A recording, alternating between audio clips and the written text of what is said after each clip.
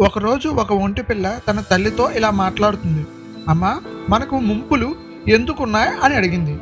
అందుకు ఆ తల్లి, మన ముంపుల్లో నీరు నిలవుంచుకోవడానికి ఎడారి ప్రాంతంలో ఎక్కువ రోజులు గడపాలంటే ఈ నీరే మనకు ఆధారం అని చెప్పింది. మళ్ళీ ఆ ఒంటి పిల్ల తల్లిని ఇలా అడిగింది. అమ్మా, మన కాళ్ళు ఇంత వెడల్పుగా గుండ్రంగా ఎందుకున్నాయి అని అడిగింది. అప్పుడు ఆ తల్లి, ఇసుక మీద మనం సులభంగా నడవడానికి, వేగంగా పరిగెత్తేందుకు ఉపయోగపడతాయి అని చెప్పింది. మళ్ళీ కొంత సమయం తర్వాత, మన కళ్ళ వెంట్రుకలు ఇంత పొడవుగా ఎందుకున్నాయి అమ్మా అని అడిగింది ఆ ఒంటి పిల్ల. అప్పుడు ఆ తల్లి మృదువుగా చెప్పింది, ఎడారి ప్రాంతంలో ఎక్కువగా ధూళి తుఫాన్లు వస్తాయి. అవి వచ్చినప్పుడు ఇసుక మన కళ్ళల్లో పడకుండా ఇవి సహజ కవచాల్లాగా మనకు ఉపయోగపడతాయి. ఆ మాటలు విన్న ఆ ఒంటి పిల్ల కొంచెంసేపు మౌనంగా ఉండిపోయింది.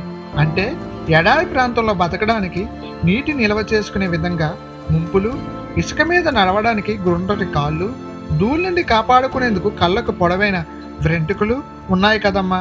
అయితే ఇన్ని లక్షణాలున్న మనము ఇసుక ప్రాంతాలైన ఎడారిలో ఉండవలసింది మనము జూలో ఎందుకున్నాం అని అడిగింది. తల్లేవంటే సమాధానం చెప్పలేక మౌనంగా ఉండిపోయింది.